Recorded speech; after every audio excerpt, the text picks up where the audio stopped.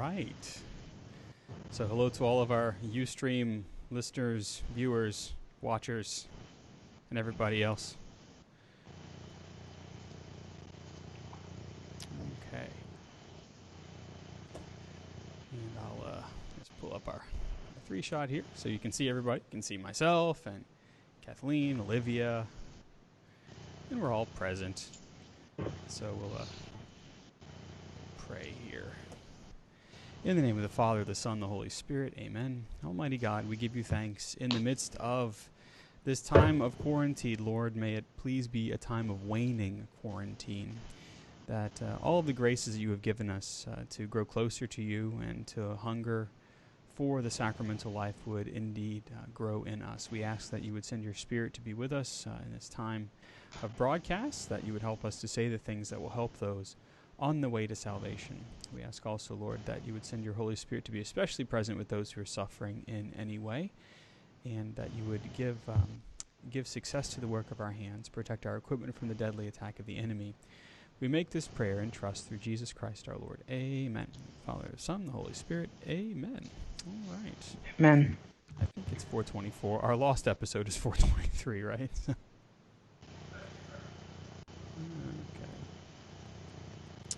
All right. So, stand by. I think. I'm guessing this is recording. I guess I should make sure it's recording, right, before I do anything. Yeah, that'd be nice. Output options, recording, record all broadcasts. Yes, that makes sense. So it is indeed recording. All right. Good, good. Okay. And if you'd like to synchronize your chronometer here, we'll go ahead and start that. You want me to give you the countdown? 3, 2, 1, and then we'll... Yeah. Yeah, okay. that's good. Okay. 3, 2, 1, start. Today on the show, getting back in the swing of the sacramental life, making best buds with saints in quarantine, St. Joseph the Worker, our picks of the week, and so much more. The Catholic Underground starts right now.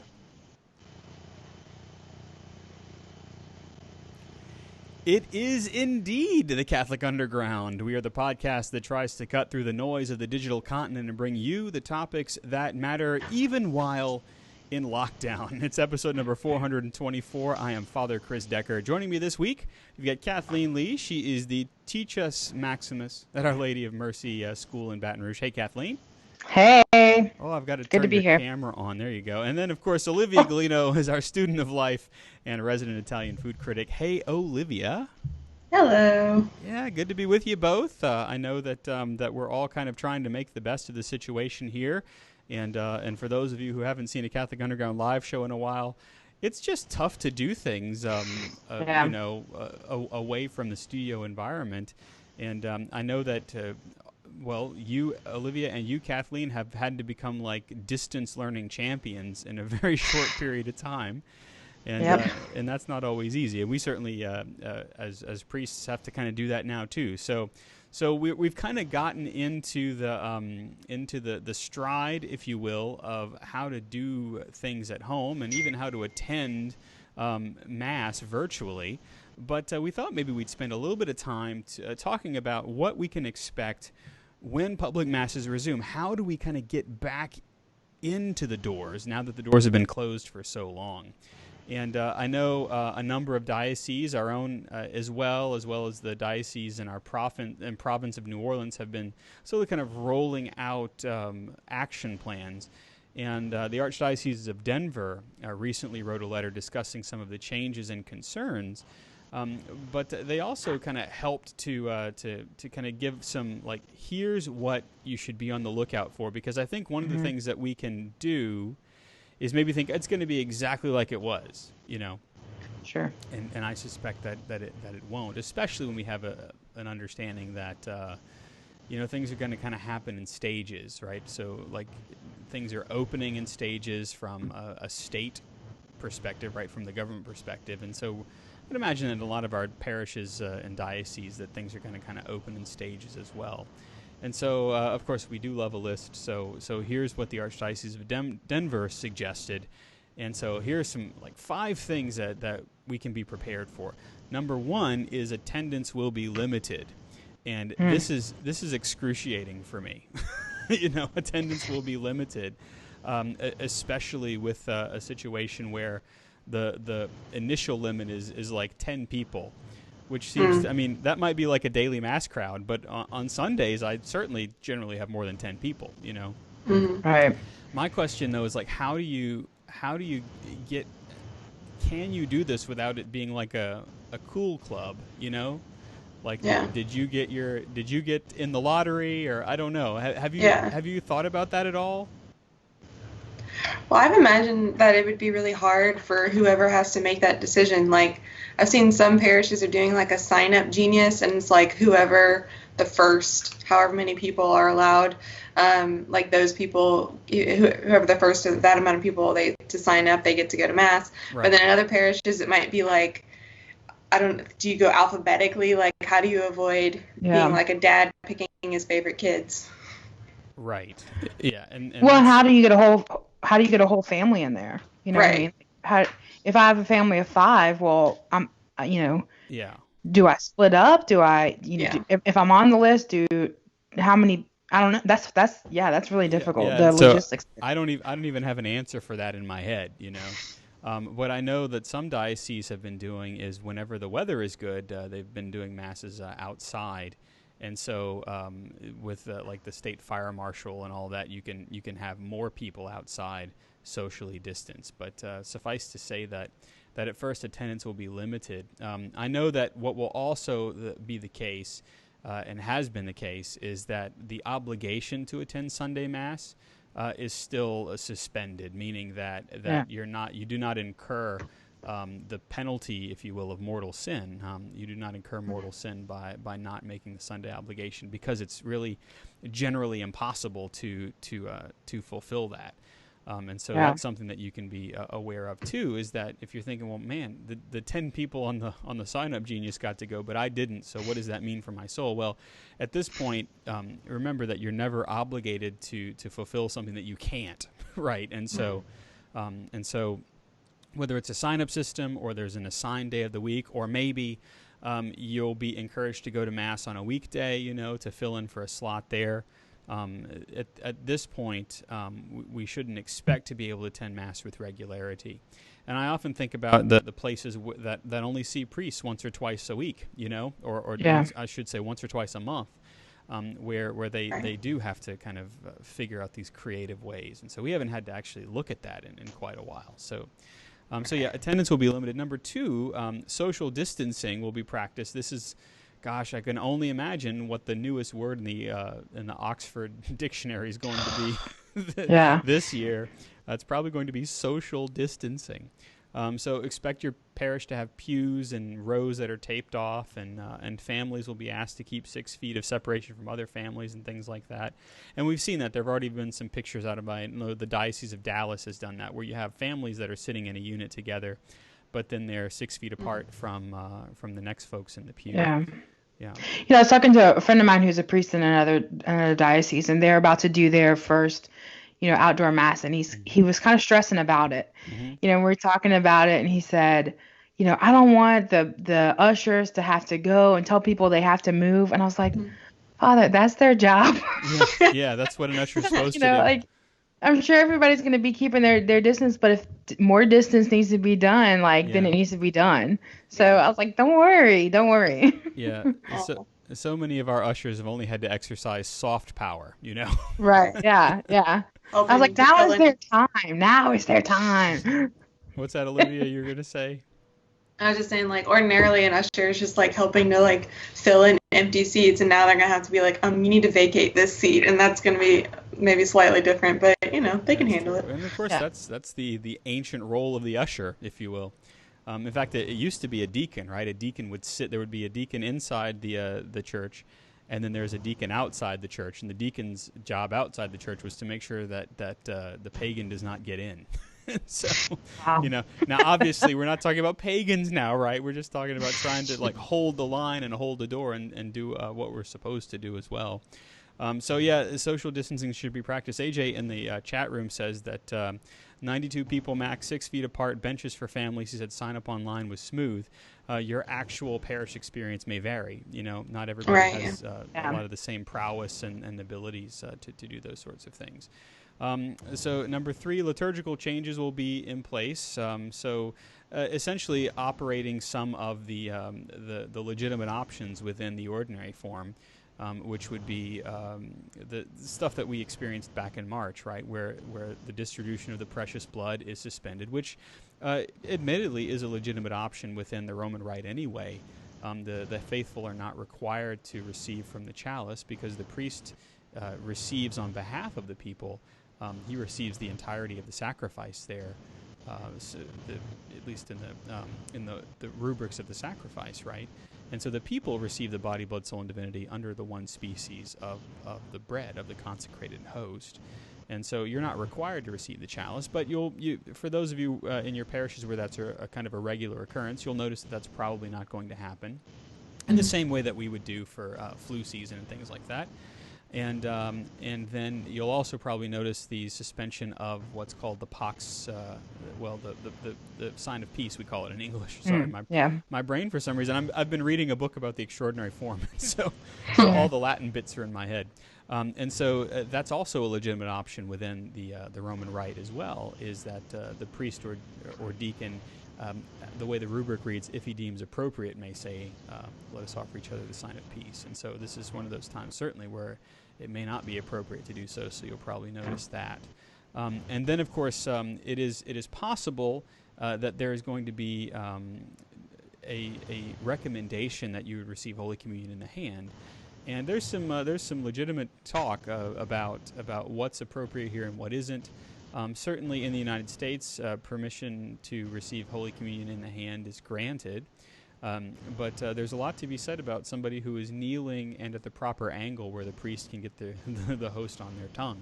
I haven't had a problem with that really ever, as long as the person is at the proper angle, and but obviously you should look well into what the recommendations are in your own diocese.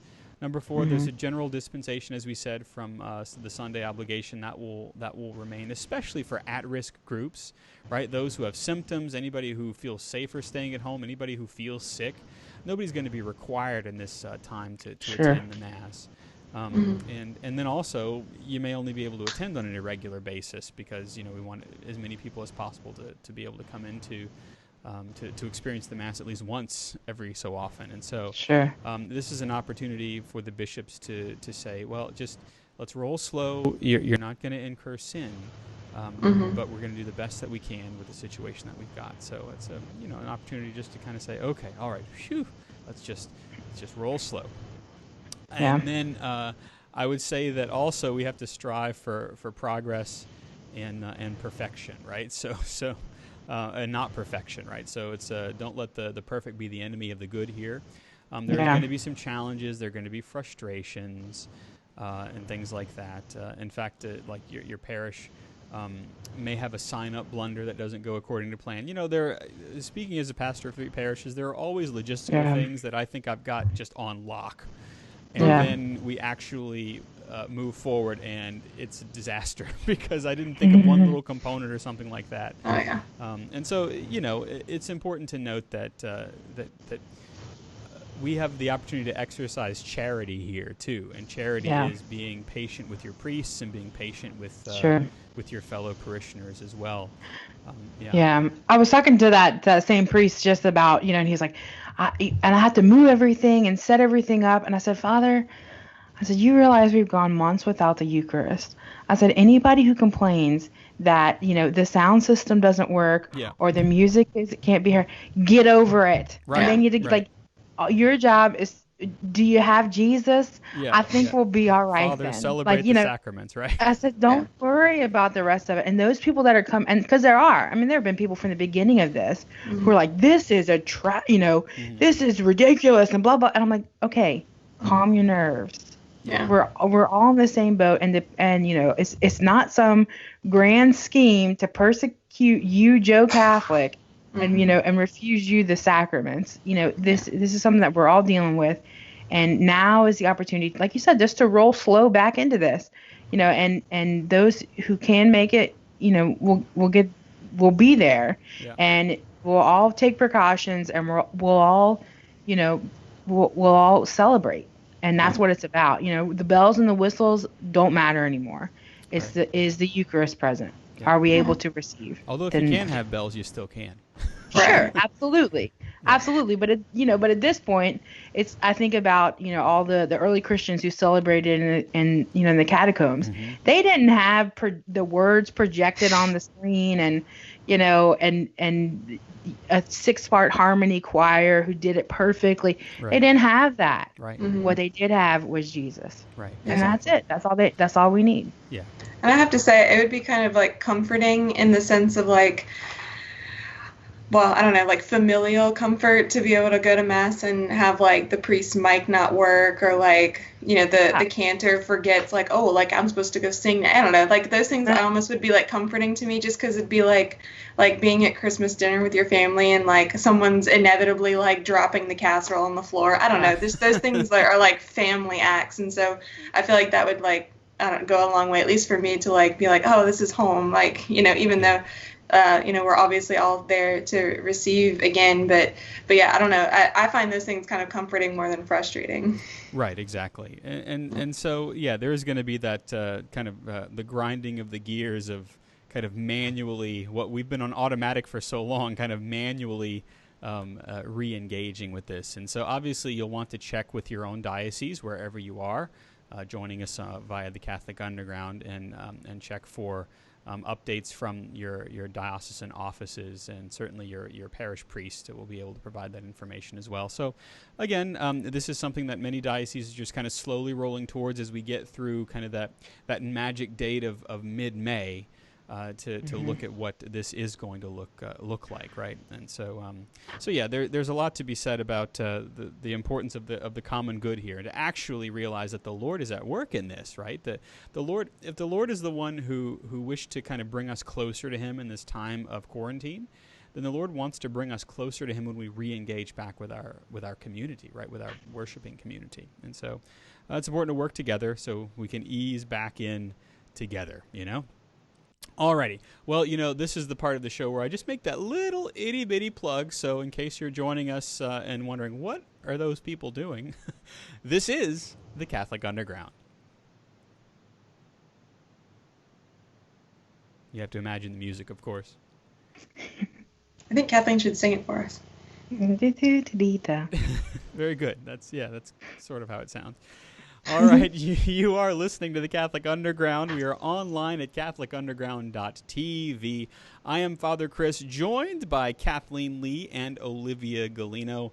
Our picks of the week are coming up, but first, we thought that we'd let Kathleen introduce you to a new quarantine BFF, a best friend Absolutely. forever, I think. Is that what that stands for? Best friend forever. Yes. And while she may be somebody that you have heard of, maybe you don't know a lot about her, but she is, if you're like me and you're trying to find people to say, like, nobody has ever, I feel in my own head, no one has ever survived a quarantine like this, I'm sure, because I'm about to lose in my mind and die. Like, that's where I'm at. Everybody, so show of hands if that's your experience. Yeah, there we go. And I see all y'all out there too, because we're all out on the roads just driving around looking at each other. That's right. All we can do is wave. Exactly. But if you're looking for somebody who you can kind of look to, many of you have heard of her. She is a great saint. She's also a doctor of the church. She should be your best friend forever, not just during the quarantine, but forever. This extraordinary saint is none other than Saint Catherine of Siena, who, if you are watching this live or in any time soon, we just celebrated her feast day on April 29th, I believe, if I am right. And while she's known for being a mystic and for all the influence she had on clergy and even the Pope, most people overlook this beautiful, simple life that she led.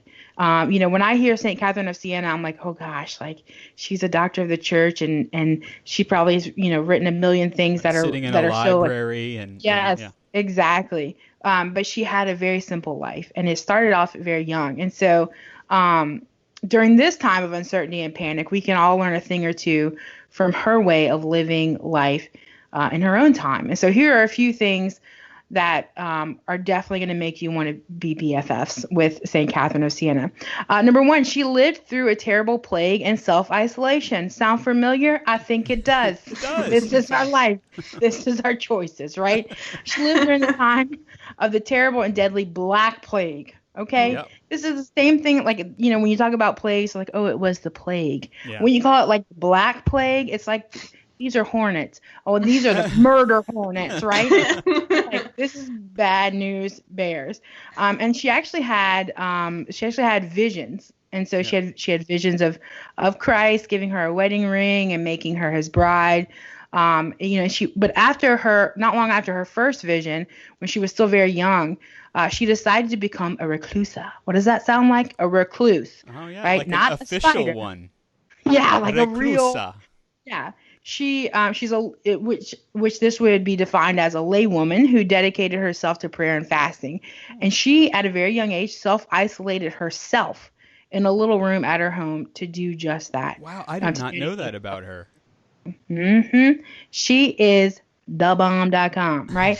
And so at the age of 7, and yes, I said that right, at the age of 7 years old, following her first vision, she made vows of perpetual virginity. So becoming a recluse in her teens wasn't a huge leap. Wow.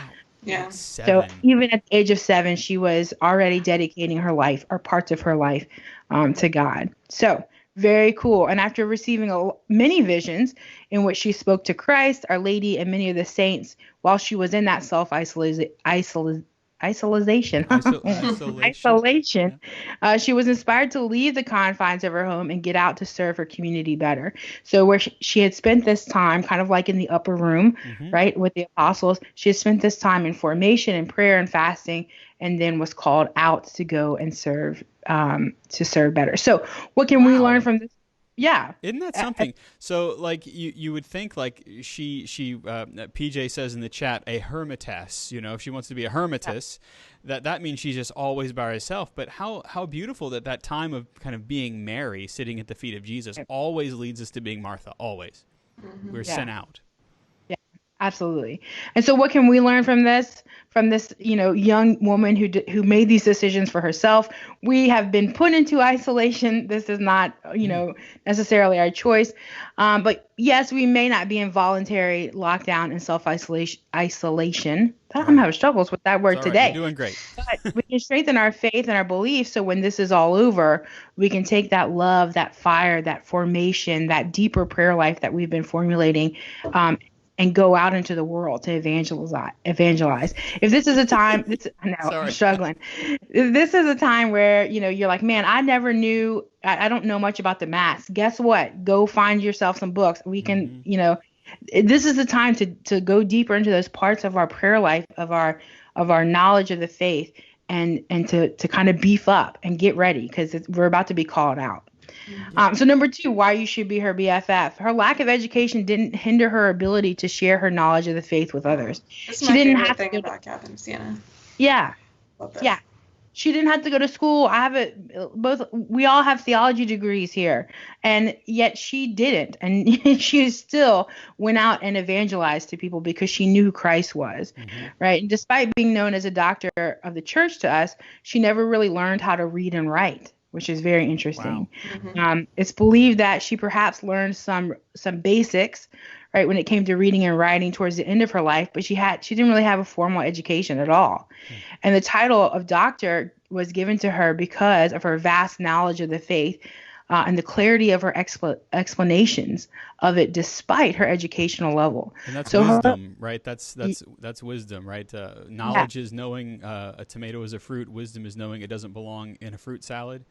And I suppose you could say that's kind of an infusion of wisdom, is that she was able to take all of these perhaps mystical experiences that she had, and she was able to kind of share them in a way that even popes would go, huh, you know? Yeah. Well, you know, I think, you know, for me, my faith has never been academic. Even though I'm pursuing my master's, I don't, I struggle with that a lot. I don't, some people will mention some kind of writing and I'm like, oh yeah, I have no idea what you're talking about. And I just try to pretend. But for me, that's really, important because she knew her faith. She knew why she did what she did, and she knew who she did it for. Yeah. Right. And her ability to explain that to other people was phenomenal, and it actually made her a doctor of the church, which is great. Number 3, she showed us how laity can have a deep and meaningful impact on clergy. And so at the age of 6 or 7, she had her first mystical vision in which she saw Jesus dressed as the Pope. Awesome. This would inspire her to want to serve the Vicar of Christ in any way she could, and she did. So she recognized that connection between the Pope as the leader of the church and Jesus, right? Right. His vicar, and despite, right? Right, exactly. And so despite her shortcomings, for example, her lack of education and not being born into a lower middle class family, she became a powerful figure in the Middle Ages. So kings, priests, bishops, they all listened to her. And can you imagine in the Middle Ages, a woman who has no education, who has no noble birth, is being listened to by these powerful men.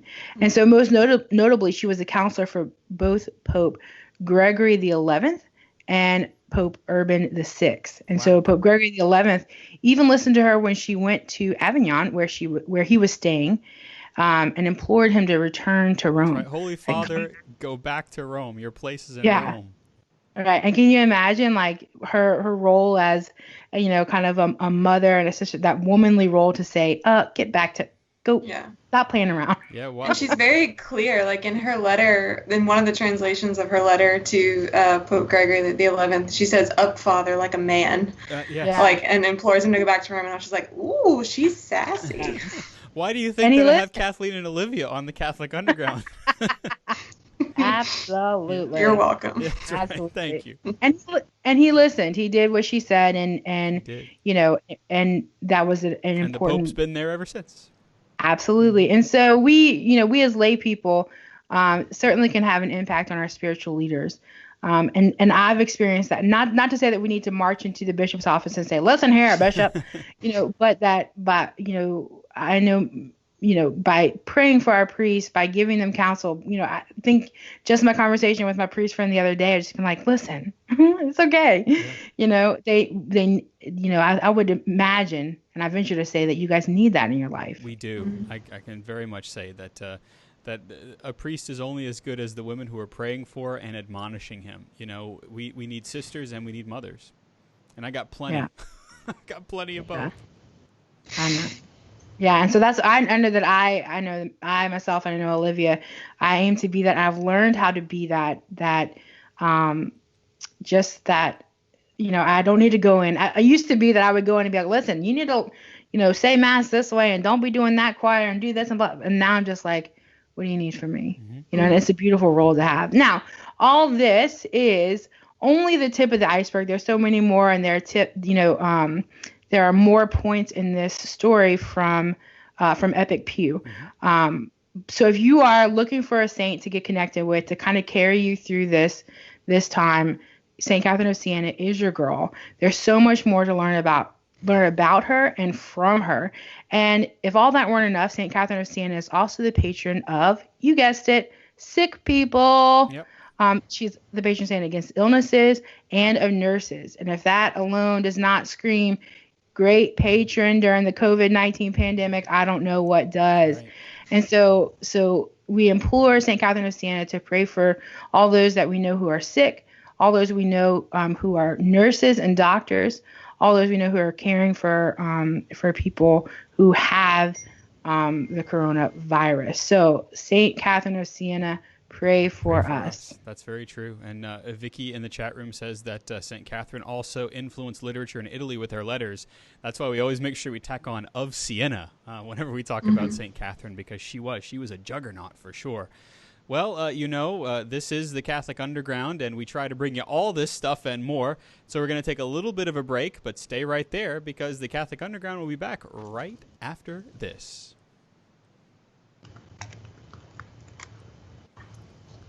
About 30 seconds early on that, but it's okay. Is that my That's all fault? right. No, Was that's that not. me? No, I'm sorry. well, you ended I early, know I but didn't have. that's okay. That's all right. I know I didn't have time to go for another one. It's okay. Sorry. It's all right. It's difficult whenever you're trying to figure out the time, and we all have different time frames. But it's okay. That's something I can fix in post. Yay! I think. I hate that you have to fix things in post. I'm sorry. 3, 2, 1. Welcome back to the Catholic Underground. We are the podcast that tries to cut through the noise of the digital continent and bring you the topics that matter. In fact, hopefully we've been doing that over the time of this quarantine. I'm Father Chris Decker. Joining me, Kathleen Lee and Olivia Galino. Our picks of the week are coming up. But first, of course, we thought we'd talk a little bit about a feast day that we just celebrated on our calendar, and that is the Feast of St. Joseph the Worker. And that was on May 1st. And Olivia, of course, is best friends with St. Joseph, so we figured that we'd put that squarely in your camp there. Much appreciated. Yeah, whenever I see I get anything having to do with St. Joseph in the show notes, I'm like, thanks, Jim, because he knows us so well, and right. I feel like it's a little gift. But yeah, so I feel like sometimes we might gloss over if you want to pick maybe the most appreciated devotion to St. Joseph, then or feast day devoted to St. Joseph, then people go for March 19th. And then May 1st comes and we're like, it's May, and I see more of Justin Timberlake on May 1st than I do St. Joseph. Oh wow, that's a meme. Yeah. You know what everyone knows exactly what I'm talking about. See, that's how popular it is. If you don't, it's better. It's better that you don't. Yeah, just don't look it up. It's fine. But yeah, so but I love that we have a day specifically devoted to St. Joseph and his fatherhood, in the sense of him providing for his family, but also his work, the dignity and the goodness of his work. And so I think that there's lessons to be learned from St. Joseph, particularly in those two areas, especially now, especially while we have the kind of time to reflect and to look at ourselves, especially while work is very different than it has been before. Yeah, it's still work, but it's very different. Exactly, yeah. So even if you're working in the same job or you're doing the same kinds of things that you were doing before, it looks totally different, that it might feel like you're doing something in an entirely different field. And we're with you. But like Father Chris said, May 1st is the memorial of St. Joseph the Worker. And even though this time that we're in currently, it might feel kind of like an exile, maybe this is not like Kathleen was saying, this is not like a chosen, I chose to place myself on this retreat in this desert to reflect and repent and all that. No, I feel more like I was pushed out into this desert and I can't find my way back to that's accurate. An oasis. Yeah. And so we can especially turn to St. Joseph in this period of almost exile, because he was a man who knew how to follow God into the unknown. And that's one of my favorite things about Joseph, is that he wasn't scared of the unknown. And even if he was unsure about it or uncertain about it, those are normal human experiences. He followed God with righteousness into those unknown situations. Yeah, it really is quite something that he did that without ever speaking, Yeah. Oh, he did speak. We just don't have a record of it, which is also... No, but that's also a really beautiful point, because we don't have a record of Joseph speaking, and I think that's purposeful on the part of the divine inspiration of the scriptures, because we don't hear Joseph kind of sputtering but and kind of questioning God's motives or asking for 1,000 details. He just follows, right? Yeah. And really, he's the one who inherits the patriarchy, not the false sense of the patriarchy, we use that word, but he's the last of the patriarchs. Yeah, the Davidic line. He is the descendant of all of these great, covenant makers and kings, and ultimately Jesus is that ultimate heir to that line. But I love how the line that Joseph comes from speaks for him. right? Like we don't yes. need Joseph to tell us anything else, because who he is, where he comes from, what he does, who he's the father of and the husband of tells us everything that we could ever know about him. It's kind of like in The Lord of the Rings, where you know exactly how awesome Aragorn is because you know who his family is, right? You know what he's descended from, and though he's kind of shrouded at the beginning, he all of a sudden breaks out when the time is right, and you go, so he is the real king here, you know? Although I don't know that Aragorn is a Joseph archetype, but we could go off the rails there. But yeah, it is interesting that the people that Joseph is surrounded by tells us everything we need to know about him. I've never really thought about that before. Yeah. And even when you think about like the kind of experiences or the things that Joseph has to deal with, you might think, well, I'm never going to go through those things, so how can I adapt his, ways of acting and living to my own situations? Well, they're really not that different, right? Like he faced this prospect of his child being hurt, of being murdered, right? And should he succeed in avoiding that, then he had the challenges of supporting his family in exile. Because remember, they go to Bethlehem. They're not from Bethlehem. I mean, his family ancestrally is, but they go to Bethlehem and then they can't go home because Herod has it out for Jesus. So they go to Egypt and they're there for years. And Joseph think about it, like he would have prepared a home for Mary, right, as part of their betrothal. Yeah. Well, think about like back in Nazareth, he would have prepared this home for Mary, like as part of their betrothal, so that he could welcome her into that home. And now, like all that's back in a place that they can't get to, and he's having to provide for his wife and his baby, the son of God that he's been entrusted with, in this foreign place. And you can imagine that he's feeling a lot of like self-doubt or inadequacy, like I can't do this. Like I don't know where I am, and I have to ply my trade. I have to convince people I'm a good carpenter. Exactly. Yeah. Isn't that something? Yeah, exactly. So all of that comes down to trust, right? Yeah. Courage and zeal and heroism and trust, right? But when we think about that, we have similar crises, right? We're facing this crisis of the coronavirus, and there's this kind of corollary crisis of widespread unemployment or underemployment. But even more generally in our culture, we face this deep crisis of manhood and this misunderstanding of the vocation of work, right? We misunderstand what it is to work, what it is to be a man, to be a sister to a man, to be a wife to a man, right? We misunderstand all of those things.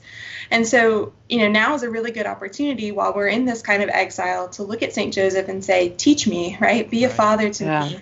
The way that you are a father and are a father. And allow me to imitate your manhood too, right? Your manhood and your fatherhood. Certainly, I mean, as priests, but as fathers and as men, that's so important too.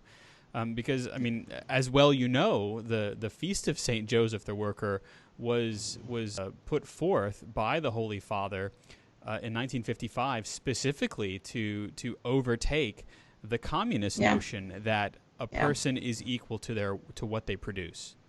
Yeah, exactly. Yeah, and John Paul II was very clear in his apostolic exhortation on the dignity of work.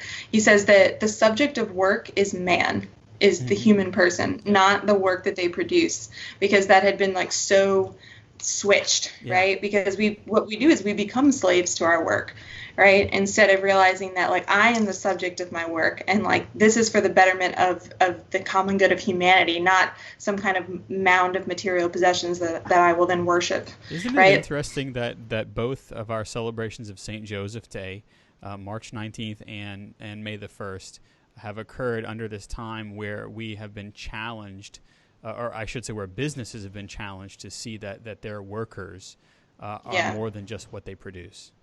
Exactly. I don't think that's a mistake at all. I think that's like a continued call to renew our devotion to St. Joseph. Absolutely. But like you were saying, like one of the maybe more fundamental crises is this crisis of manhood and fatherhood that the last century has really been the perfect feeding ground for.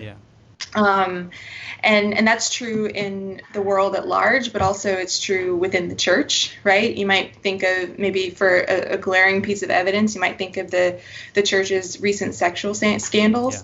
And a scandal is often and rightly considered a crisis of transparency, of corruption, of power, of politics, but none of those things really get to the core, which is it's this crisis of manhood, Yeah. right? Mm-hmm. Of wanting to and be so, a provider, of wanting to be a protector, of wanting to be a defender of what's good and true. Yeah.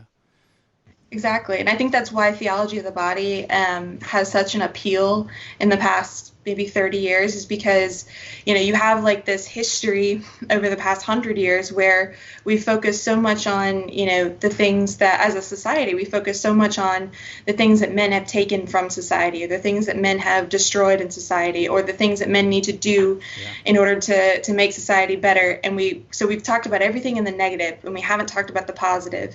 And so what you end up doing is I would imagine, as a man, just being like, well, what does it mean to be a man, right? Sure, Well, you've told me all the things that it's not, right, but what if is I'm it? only seen by a woman as in the negative, then what am I, positively speaking? It does, and that does cause a crisis of manhood. And then when you couple that with the fact that that our popular entertainment tends to portray the man as the bungling idiot, then exactly. you get this reinforcement of those values, so that the man, in the same way that women accuse men of emptying them of their meaning, men get emptied of their meaning in this way as well. Sure. And then we both become objects, and then we become slaves again to work. Yeah, exactly. Yeah, that's a beautiful summation of that. We're done. That's right. We can't end the show yet, though. We've got plenty of time left. Yeah. No. But you're right that, like, when we misunderstand something that's fundamental about our humanity, like the way that Kathleen and I live our humanity is through our femininity, and the way that Father Chris and other men live their humanity is through their masculinity. Yeah. But when you start to look at things solely in the negative, what you do is you start to kind of transverse the negative qualities into substance language, right? You start to believe that all that thing is those negative qualities, right? So then in terms of masculinity, if all that I'm saying or thinking about masculinity are these toxic things, right? Think about toxic masculinity as a buzzword in the last couple of years. Yeah. If all the qualities that I think about masculinity are toxic or are negative, then I start to think that masculinity itself is negative, is toxic. Wow. And if all right? you do it's a is really posit, easy journey. if all you do is posit negatives onto a person, then you're positing privations, and a person can never be the sum of nothing. That would make them 100% evil to the core, Exactly. And yet that's not how personhood exists. Personhood is all positivity, because a person is created. A person isn't deconstructed in order to exist. A person is created. Exactly. I don't know if I'm getting too deep philosophically, but what a beautiful way to think about it is that the fact that we are created by God means that we have an innate positivity, in that we have being, but then that being also has to be lived out in a certain way, and we do that by means of our sexuality, by the fact that we are made male and female. And so those aren't just add-ons to who we are as people, but they are core values. They are intrinsic to who we are as people, and are complementary. Exactly. And so you might think about, John Paul II was very clear about this feminine genius and articulating more and more specifically about what that is. And we have, John Paul II, along with Benedict, along with Francis, kind of calling for this deeper understanding of feminine genius and the beauty of femininity. But I think that we need a correlated development in the masculine genius, because we've lost a grip on what that is.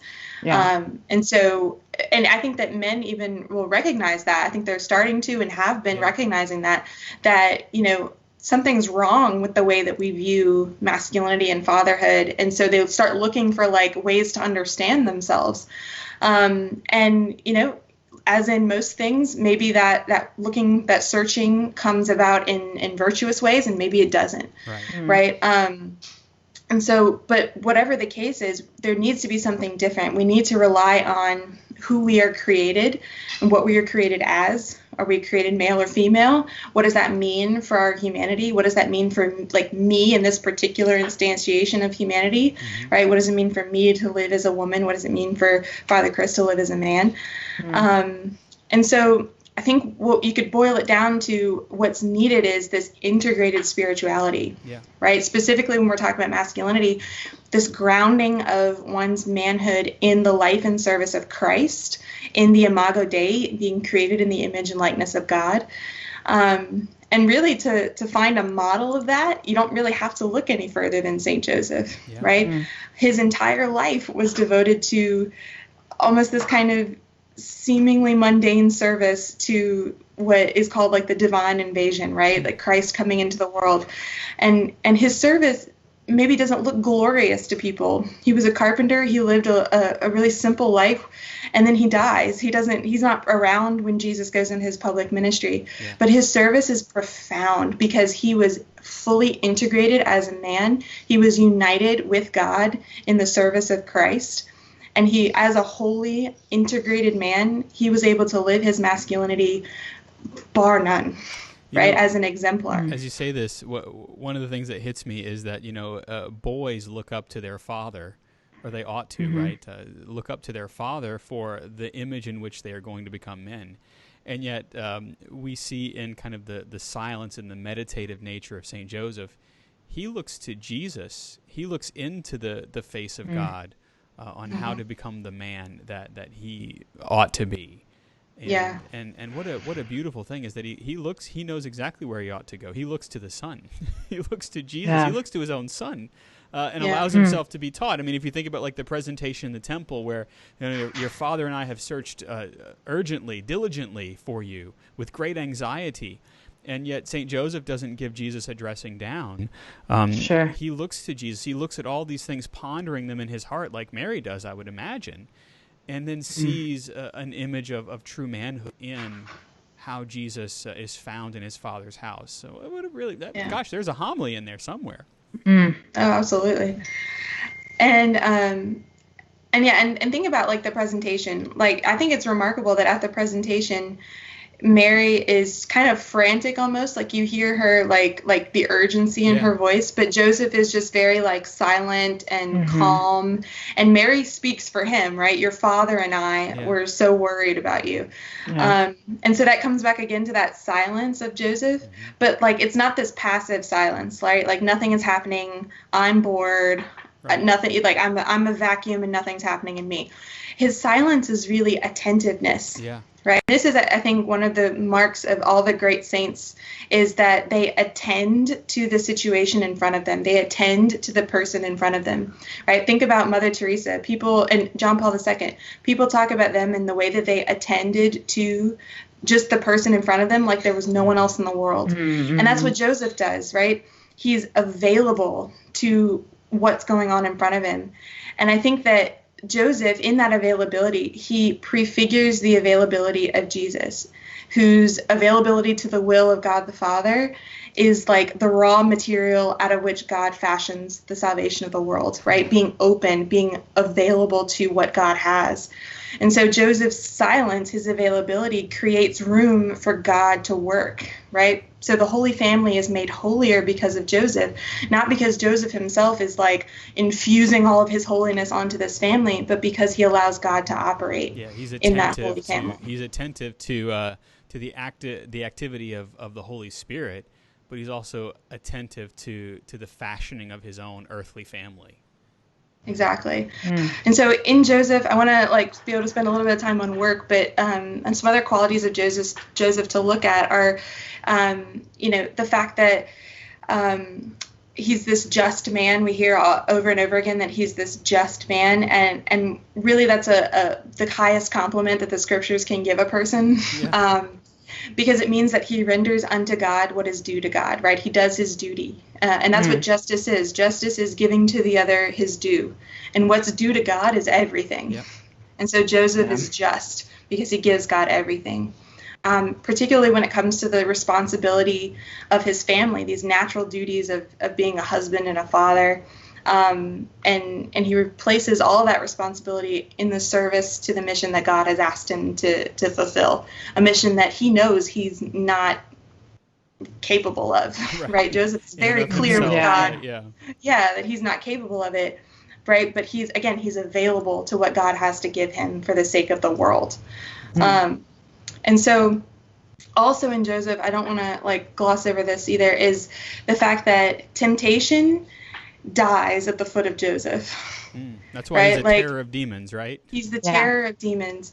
And so, especially like the temptation to like forego responsibility, Yeah. to kind of like nourish my own selfishness, all those kinds of things. Joseph is the perfect patron for that, because there was no room for that in the life of the Holy Family, particularly at its beginning. And that, like Father said, that is why he is the terror of demons, the protector of families, because he's that just man, that pillar of faith, and he's the one who protects the Holy Family from all invasion of sin and evil and temptation for the entirety of Jesus's private life, his silent life. And so we can certainly turn to him as that protector as well. Isn't that something where you think of part of the crisis of manhood is wanting to just be a perpetual adolescent, you know? I mean, you've probably heard me say it before. The ads I get on Facebook are like, you know, for the Legend of Zelda pajamas, you know? Like, I'm a 39-year-old man this year. Like, are you kidding? You know? And yet there's this, the crisis is to kind of want to regress into this place where I don't have to step up, I don't have to do things that are meaningful in society and meaningful in the life of my family and meaningful in the life of the people that I serve. And yet it's St. Joseph who immediately, as you say, all of that kind of should I or shouldn't I, know, all of that indecision dies at his feet, along with the temptation to fall back into fear and to fall back or to run away. I mean, that's a big part of how masculine culture is portrayed. Is like, I get the girl pregnant and I run away, you know? I mean, that's, let's be honest about that. That's a big part of our culture nowadays, is men unwilling to wed and to be fathers. Sure. And Saint Joseph is par excellence the one who said, no, I'm gonna man up, because this is what I owe to God and to my spouse, right? If Joseph is just, it means he doesn't want to expose his wife to shame. And the Lord tells him exactly how he's going to do that. And it's by sticking with her and seeing this through. And so what an important image Joseph is for us as men, but really for all people, because we can then see the value of Christian work in that. Yeah. That all work can be seen in the light of Christ. Yeah. And even just thinking about, and I'll close with this, like thinking about what work is in Joseph, like the fact that God himself is a craftsman, is the creator of the universe. God himself fashioned the entire universe. Everything that you see and smell and hear and experience, God created. And so God himself, in the person of Jesus Christ, humbles himself to take instruction from Joseph. This humble craftsman. We hear in the New Testament that he's called a tekton, which is it's not exactly like a carpenter, but it could be a carpenter or some kind of builder or craftsman, possibly even like a stone worker, because of the area that they lived. But he was some kind of craftsman, and so what that means is that he's this man of calloused hands and bloody cuts and sore muscles, of sweat, and also of discernment and creativity and observation and skill. But he's a simple man, and this is the man that God himself chooses to learn from, right? God himself, who created the form of tree, learns from Joseph how to make a chair out of that tree. And so that's kind of mind-boggling, but it shows us, and this is, I promise, the last thing, but it shows us God's desire to collaborate with us. Yeah. That our work is good because it allows us to be co-creators with God. So we're co-creators with God in our parenthood, right? I think that's the most clear way that we are co-creators with God, when a man and a woman come together in marriage and they create a baby, right? Yeah. But we also co-create with God or collaborate with God in our work, right? When we work together with God's creation to make something, to do something for the common good of all humanity. Right?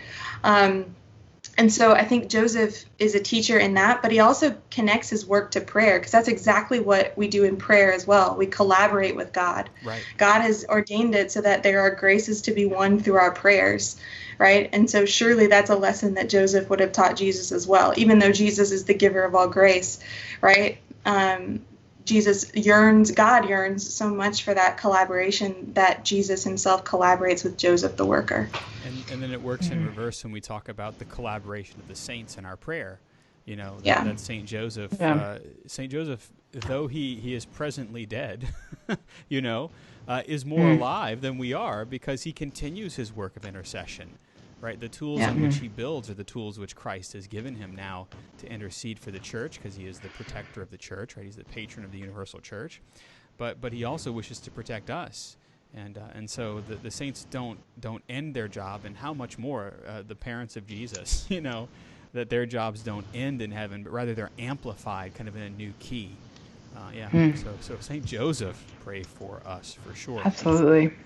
Alrighty, well, now that we've done our 3-section special of the Catholic Underground, what we normally do for those of you who may be just joining us for the first time or for the first time in a while, is that part of the show that we like to call the CU Pick of the Week. And for our first CU Pick of the Week, Olivia, how about you? You got a Pick of the Week there? I do. So, and I have a show and tell. So y'all might have heard of Society 6 before. It's this, I know Father Chris has heard of it, but it's kind of like where artists get to go and make different just textiles or phone cases or it's tech. An early or version just, of Etsy. That's exactly it's kind of like Etsy, but I think like Society 6 is maybe like deeper tracks than just Etsy. But anyway, so my pick of the week is Society 6, but specifically this little mug that my sweet boyfriend gave to me for my day. It's a turtle with an Airstream trailer on its back, and that's so cute. Cute. How hipsterific. I know. Well, it's because I love turtles and I also love Airstream trailers, and these are the things you find on Society 6. But yeah, really cute stuff. I had a tote bag from them that I loved for years and years, so really good stuff on Society 6. Nice. Cool. Kathleen, follow that. Is it my turn? It is. It's your turn. Excellent. Okay, so I've been doing a lot of things, as we all have, online. Yep. And I have been I just use built-in stuff. I'm not fancy. I try to be fancy. I can't be fancy. But I ordered this from Blue Microphones. It's called the Yeti. It's a USB microphone. Father Chris has one. His is in silver. Mine is in teal. I love it so much. I literally got it probably about an hour before I had to say the rosary today. And so I've also decided that my 1-bedroom apartment is sectioned off into really 3 rooms: the bedroom, the bathroom, and then like the main kitchen, dining, living area. And the only part that's carpeted is my bedroom. I see. Yeah. So now I've been setting up in my other room because I put a green screen on my whole wall, and I'm realizing that it's not conducive. So now I'm excited this week to play around with a new home studio in my limited space now. Well, I'd recommend, Kathleen, that you read the manual that came with your mic, because those little settings on the back you can actually, the Yeti mic lets you get different pickup patterns for the microphone. And so that can actually help you with some of those issues you might be having with sound being thrown around. So yeah, I don't always say read the manual, but there are sometimes I'm like, I even had to crack out the manual for that. It's not long; it's like 7 pages. Exactly. There you go. And there are lots of people, a community of people that have those microphones too, so you can find a lot of good support as well. All right, my pick of the week, for all of you who are diehard altar servers or want to get better at it, this is Ceremonies Explained for Servers According to the Roman Rite. So if you were just a Mass server for your everyday, Novus Ordo liturgy, so the Mass that you go to pretty much every Sunday, and you want to know how to do it, but with what we call the Ars Celebrandi, Pope Benedict XVI, with the art of celebration, of doing it and doing it well. This is a great little book because it gives to the altar server not just the what you should do, but how you should do it and what dispositions you ought to observe whenever you do this. So this is like the third book in the series from Bishop Peter Elliott, who has the celebration of the Roman Rite. It's kind of on how to celebrate the Mass well, all the way from a basic Mass to a solemn Mass. and then how to celebrate the liturgy of the hours and other types of things like benediction, this would be the server's companion for it. So ceremonies explained for servers according to the Roman Rite, a manual for altar servers, acolytes, sacristans, and masters of ceremonies by Bishop Peter Elliott. That's my pick of the week. It's really, really, really Very good. cool. That's the thing. If you're a sacristan too, this can also be very helpful for you so that you know how to set up. Because remember, we're moving back into the church ever so slowly. So if you're one of those folks who is active and you're helping and you're assisting at Mass by assisting the priest as an acolyte or a server or a sacristan, this is a good way to kind of up your game a little bit. So that's my pick of the week. You can always let us know what your picks of the week are by going to CatholicUnderground.com and just letting us know in the chat there. Of course, also this week, the Catholic Underground is possible because of people like you. Join the growing number of undergrounders by going to CatholicUnderground.com/donate. And an important way to like us is to share us on social media. If you like what we've been up to, then let other people know, please.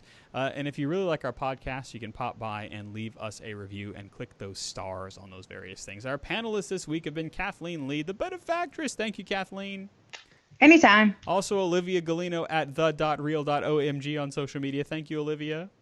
Thank y'all. Our technical director is Jeff Blackwell. Our research assistant and leader of the crew in the lab is Jim Hayes. Our video and graphics director, when we're in the studio, is Ed Ball. Today it was me.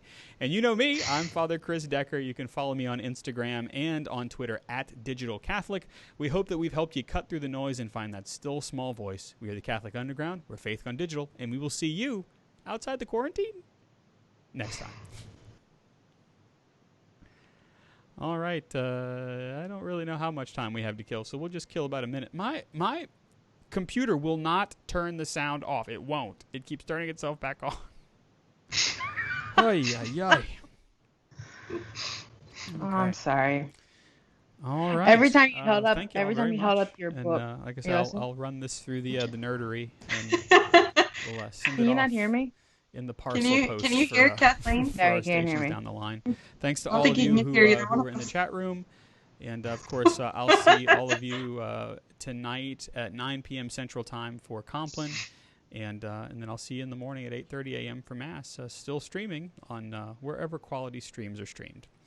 All right, to all of you, have a good evening. And I'm going to go eat some pork carnitas because I made pork carnitas hoy. Okay, but you muted us. What? Are Yeah. you all muted? Father You Chris? muted. Yeah. Yeah. You can't. All of a sudden, I can't hear you. Oh, wait. That's why I Yeah, have to you have my muted sound us. up. There we go. Ah, Now I can there hear we you go. again. Yeah, we I know, were trying to talk to you. We were just like, okay, have a good night. Blah, blah. I was like, but Father, okay, Oh, all oops, right. sorry. So that I don't know what's happening. So I don't know. It's a good thing they didn't have me during the Yeah, I was show. saying that when you held up your book, Yeah. when you didn't hold it in front of yourself, it disappeared into the. Oh, into the did it? screen. Yeah, because it's almost green. Oops. Oh well. Oh well, There it is. it was good. It was well done. Yes. Okay, everybody. I'm hungry. I'm Okay, going to go eat. Go eat your carnitas. Okay. And Hasta take a nap. luego. That would be nice. I might take a nap. Yeah. A meat-fueled nap. All right. Bye, everybody. Bye. Bye, y'all.